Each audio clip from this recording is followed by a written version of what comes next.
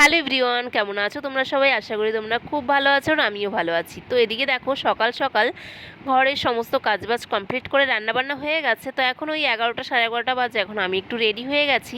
তো এখন যাব একটু ব্যাংকে দরকারি কাজ সারতে। অনেক দিন ধরেই ভাবছিলাম কাজটা কবে সারবো হয়ে আর উঠছিল না। যেহেতু বরের ছুটি থাকছে না, ওই জন্য আমিও একা একা যেতে পারছি না। তো ওই জন্য আজকে ওর ছুটি আছে, যেহেতু গণেশ পুজো, সেই জন্য এমনি তো শনিবার দিন অফিস যায় না। তো আজকে ভাবলাম চলো যাই, বাইরের কাজটাকে সেরে আসি। আর যা রোদ পড়েছে, যেন মনে হচ্ছে যেন গরমকাল।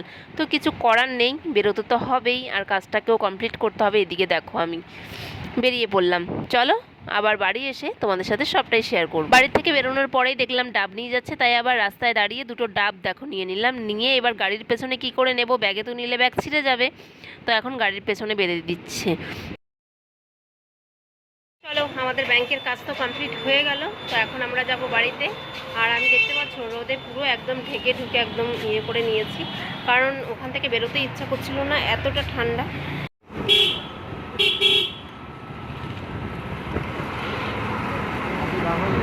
হ্যাঁ,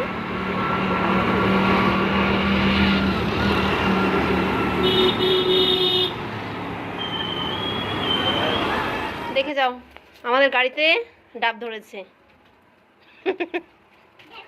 এই দেখ, আমাদের গাড়িতে ডাব ধরেছে, দেখেছিস? আগে কোথায় ডাব ধরতো? গাছে, তাই না? হ্যাঁ, আর এখন গাড়িতেও ধরে ডাব। কি খুশি!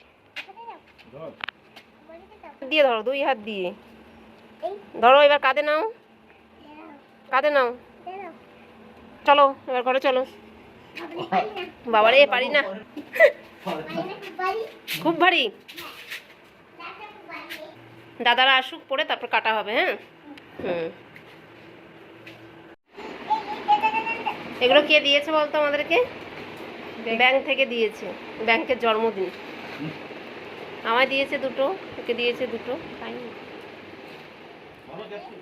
বাবা, একটা ডাব কাটতে পারো না তুমি? আরে ওরকম করে কাটলে তো সব জলই পড়ে যাবে নিচে, মাথাটাকে উড়িয়ে দিতে হয় ব্যাস।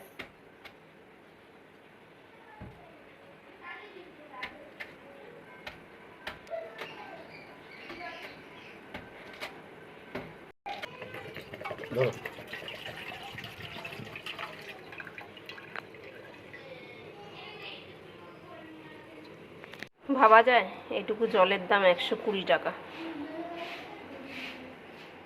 এখন হচ্ছে খাওয়া দাওয়ার পালা। তো এদিকে আমি দেখো গরম গরম বেগুনি ভাজি, আর সবাই হচ্ছে খেতে বসে গেছে। চলো খাওয়া দাওয়াটা কমপ্লিট করে নিই, আবার দেখা হবে পরের ভিডিওতে।